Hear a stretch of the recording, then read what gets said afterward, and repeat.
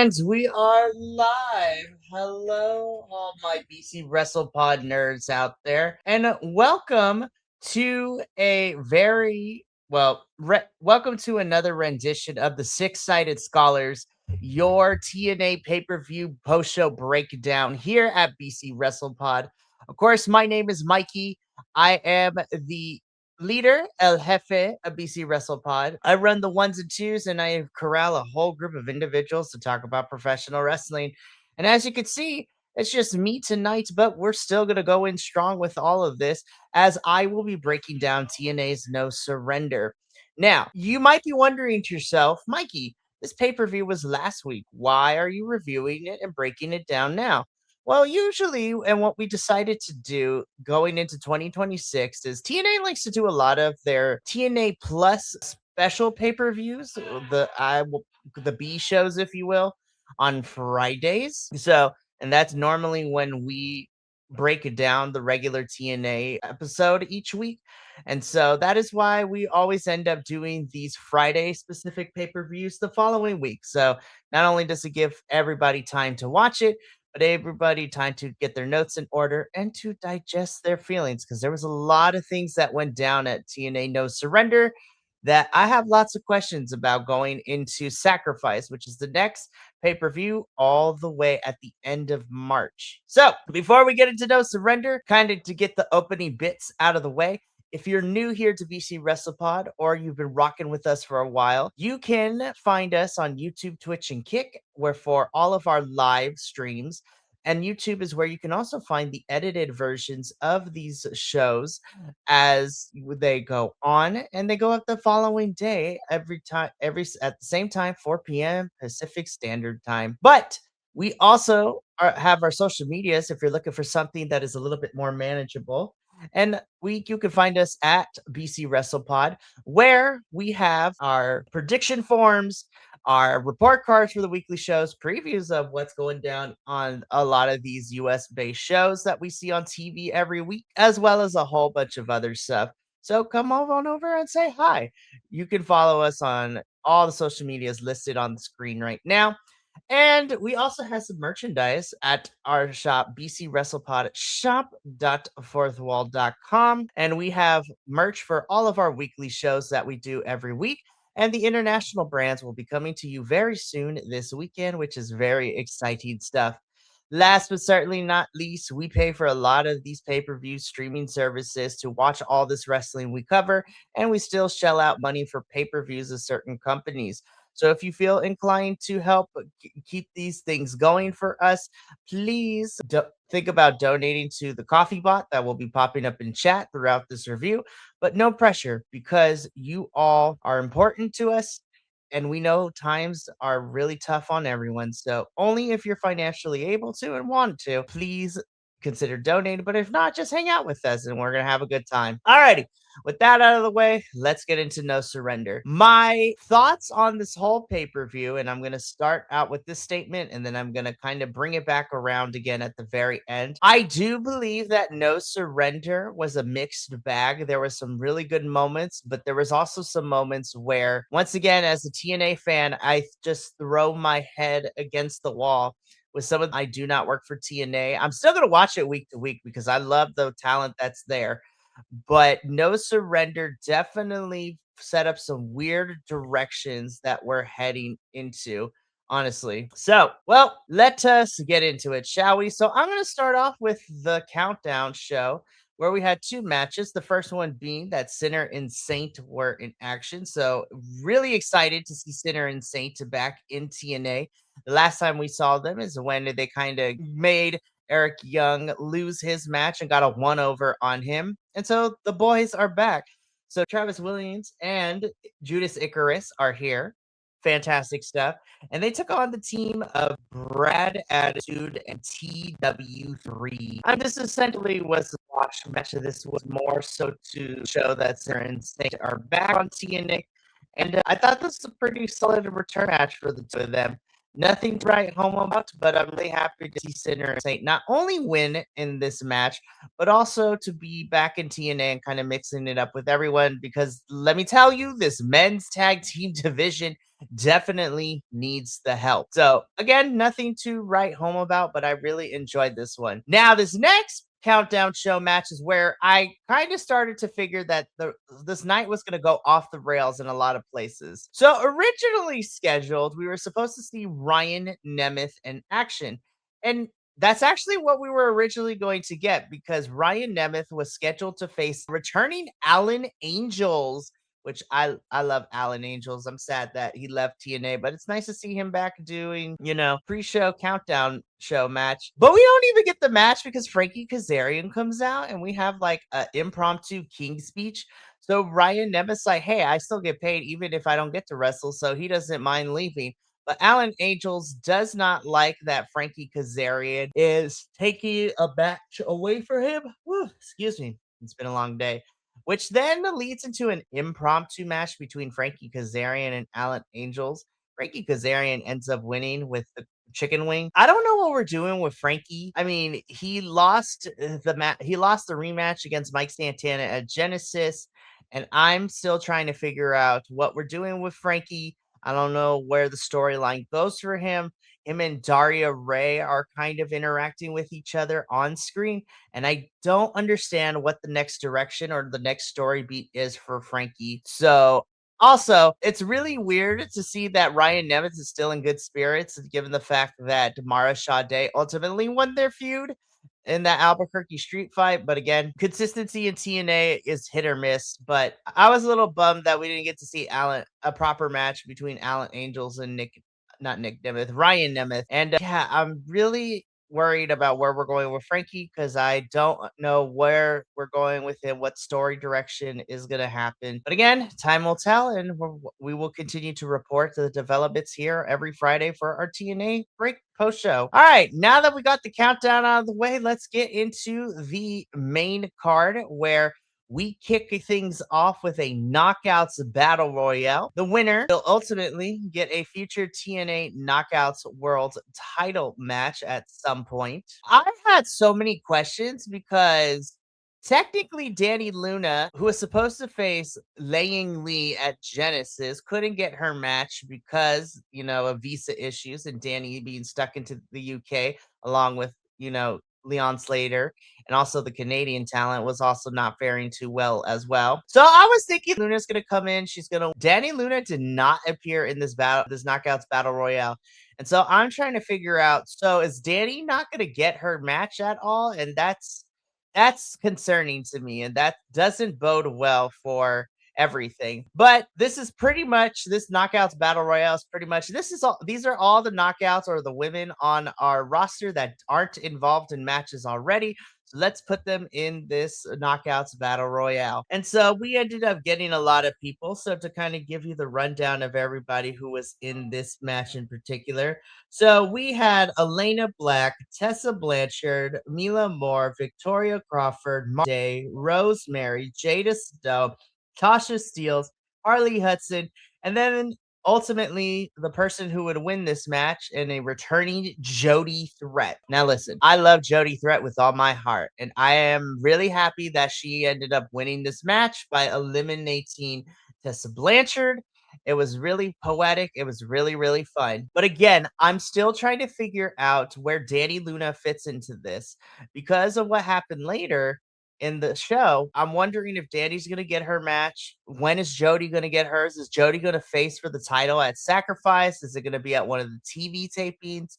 What is going to happen? But I'm really happy to see Jody Threat back. They fixed the visa issues, and I'm really happy that she won because I think Jody is great. But I'm gonna be completely honest, and this is just the cynical person in me, the cynical wrestling fan. Jody right now is just a vehicle into this feud. But spoiler alert, granted, who walked out as the knockouts, world champion after that match.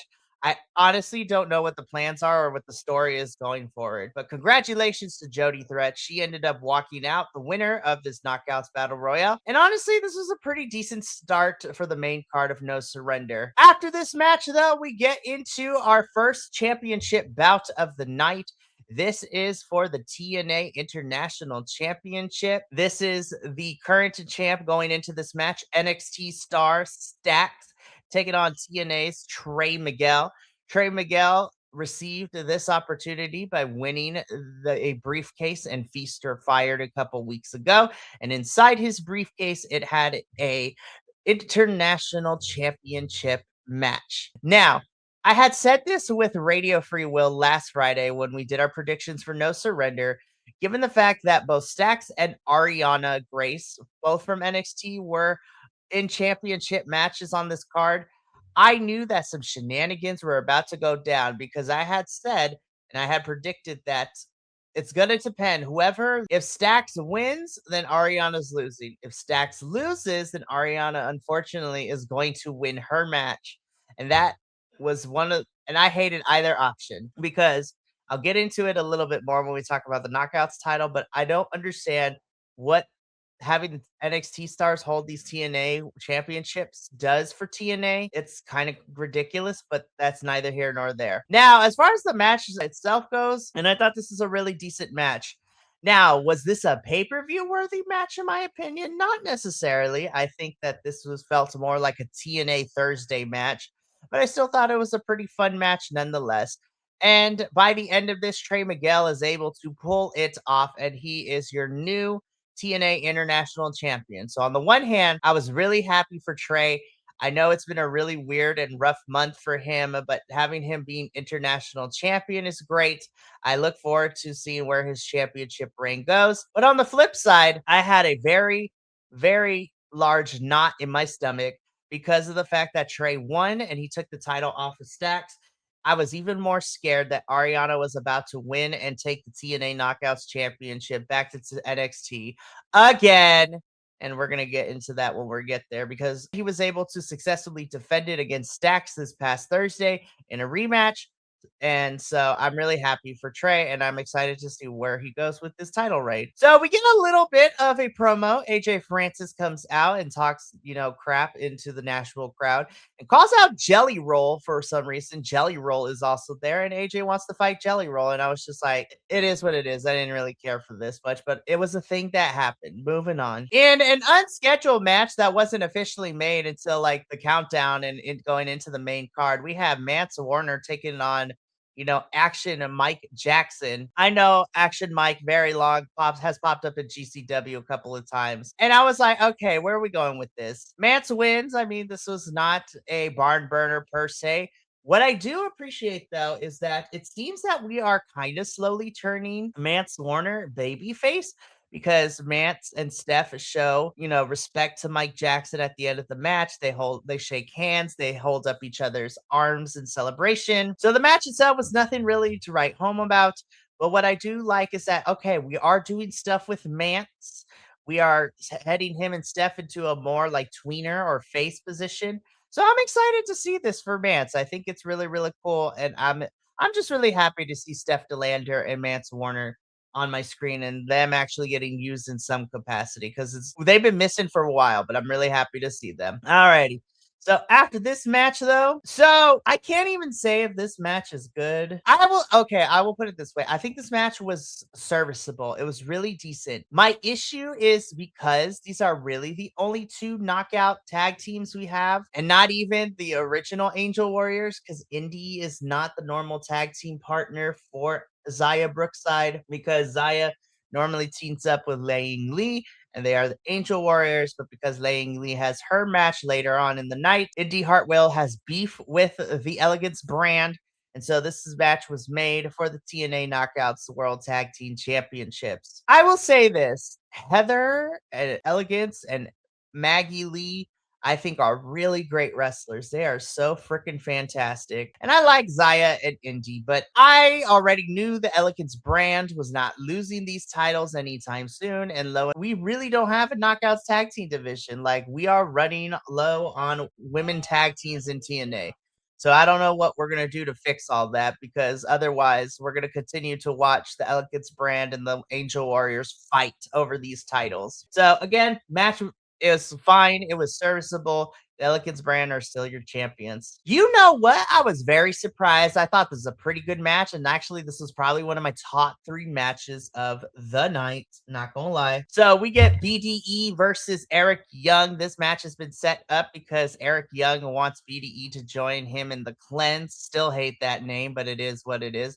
BDE says no, and he's not going to have anyone talk or answer for him. So Eric Young needs to, show this young whippersnapper, so to speak, that he needs to come to the light. This is a really solid match. I think there is something special with BDE. Every time I see him on my screen and wrestle in TNA, I'm becoming a little bit more and more of a fan of BDE. I do think that he has a couple of places that he can improve on, like a little bit of the pacing of his, in-ring psychology. But at the same time, I'm really, really happy to see BDE, and I'm actually becoming a fan of his. Eric Young, me and Radio Will, we talked about this last week, that everything that is happening, I was like, I'm kind of digging this story. Now, to spoil it, Eric Young does beat BDE and wins this match. But I want to talk about what happened a little bit on the Thursday episode, because Eric Young still in this mentality of calling out the false prophets of TNA, has called out Leon Slater for the X Division Championship, saying that he's going to be a shill for WWE and not rep TNA. And I was like, damn, we are using actual real life stuff, because it's kind of true. Leon Slater has been shown on NXT and WWE television a lot more recently than in TNA, where he is an X Division champion. So, and Eric Young gets an X Division championship match due to the thanks to Feasted Fired. So that is the path for him. BDE is now teaming up with Rich Swann, which is cool, I guess, but I want a little bit more for him and Rich. But this match was really, really solid. I actually really enjoyed this. And again, like I said, this is this is one of my top 3 matches of the night. And Eric Young picks up the victory, and he continues on the road to whatever the cleanse is, which is nuts. Oh boy. Okay, so this is where the point of contention comes in. So I am very sad that my other co-host, Papa Oso, is not here, because he had lots of things to say about this one.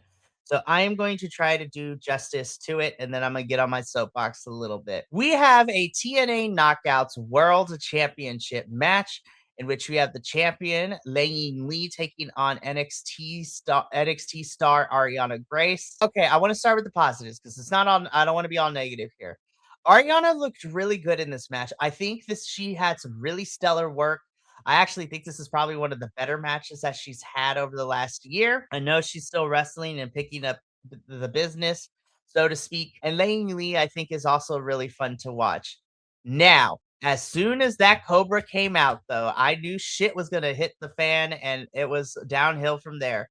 Ariana, through shenanigans, is able to win, and she is the new TNA Knockouts World Champion. Okay, let me prepare myself. Carlos Silva and Anthem and TNA. I have to call you guys out a little bit, because I don't understand why we are continuing, like every so often, we continue to hot potato the TNA Knockouts World Championship between TNA and NXT. I don't understand. Like, this is like the 5th time in the last 6 months that a NXT star has held the TNA Knockouts World Championship.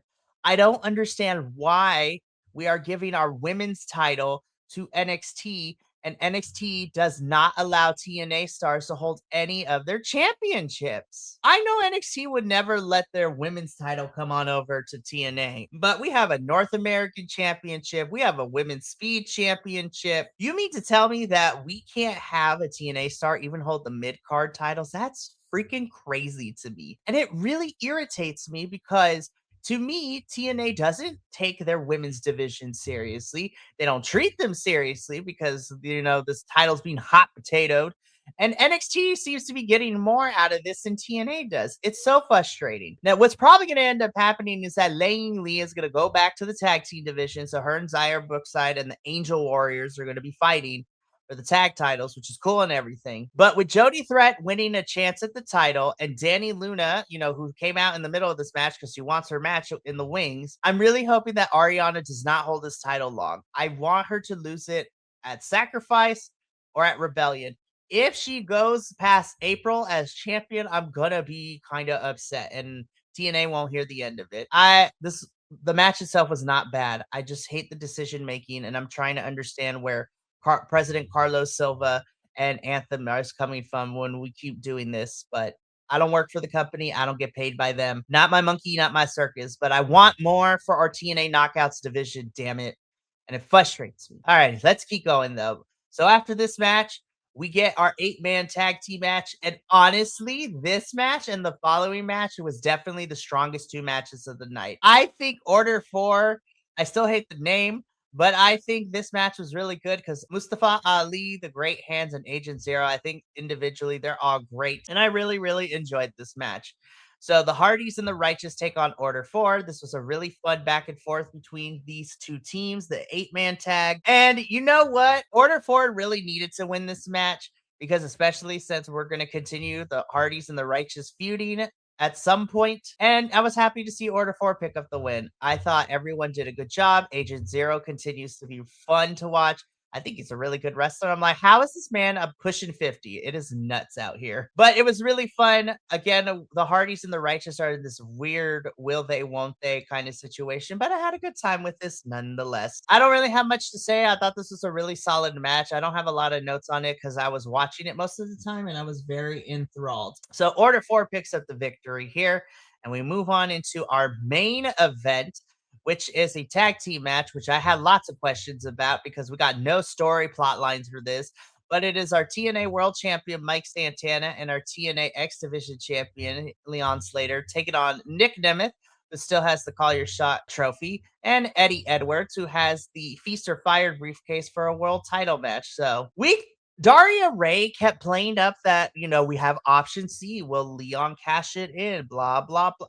Leon is a baby face, and if he's gonna cash it in, he's gonna tell Mike to his face, and we're gonna know when that match is gonna happen. So this match was overbooked as all hell because we got interference from the system. We got interference from Moose. Steve Macklin and it came in to attack Mike Santana, which took Mike out of commission because he brawled with Macklin towards the back, leaving Leon Slater by himself. This was an overbooked match, but hey, man, Leon Slater gets the job done and he's able to pick up the win for Mike Santana and Leon Slater. And that's pretty much all I have to say. That was No Surrender. I ultimately gave No Surrender a B minus. My reasoning for that grade is that the last two matches definitely saved the evening. They were the strongest two matches in my personal opinion, but there was a lot of decision making that I have questions on. Some matches that were decent, some story threads that I'm trying to figure out where we're going.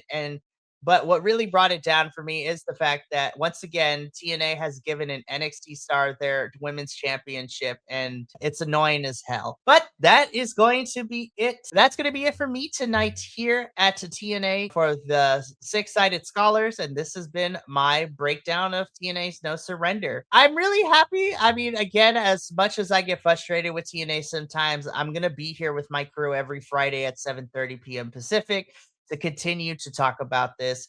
And the next pay per view that we're going to be covering is at the end of March, which is going to be TNA Sacrifice, which is coming to us live from Louisiana, which is then going to lead us into Cleveland, Ohio's For Rebellion, the next big four. So we're going to be here and we're going to continue to talk about it. But that is going to be it for us here at BC Wrestle Pod tonight. And that wraps up our week of post show breakdowns. We got a really fun jam-packed schedule next week. So of course we are kicking things off at Tuesday with our AEW post show as we are continuing to build towards Revolution coming up here in a couple of weeks in Los Angeles, which I will be in attendance. So if you're there, come say hi. Then on Wednesday we get the double jam-packed episodes of NXT, and later in the evening CMLL. Thursday, the Progress Wrestling crew will be back to review For the Love of Progress 4, in which we have new number one contenders for the tag team champions, and we know which woman is now advancing to the next round of the Super Strong Style 16 tournament, which is super exciting stuff. Then on Friday, we have the TNA post-show breakdown where we will be reviewing the February 26th edition of TNA. And then we wrap up the week as I am super excited to announce this. But the next Saturday, February 28th at 4 p.m. Pacific, BC WrestlePod will be doing a live watch along for W Elimination Chamber. But on top of that, is going to be a crossover with our friends Sean and Matt at If We Had the Pencil podcast, as well as our good friend Nick from the Nick Happy Hour Wrestling podcast. So come on Saturday to join us. It's going to be a really fun time. But this has been Mikey El Jefe of BC WrestlePod. And from all of us here at BC WrestlePod to you at home, remember, take care of yourself, love one another, stay iconic, and more importantly than anything, you always deserve to finish your story. We'll catch you next week on Tuesday, starting with our AEW post show. But until then, and until next time, peace. Thank you so much for tuning in to another Vibe Tribe production. What's gonna happen next time? Well, you're gonna have to tune in to find out. But until then, remember, take care of yourself, love one another, and as always, make sure that you keep the good times rolling. Thank you for being here, and we'll see you next time.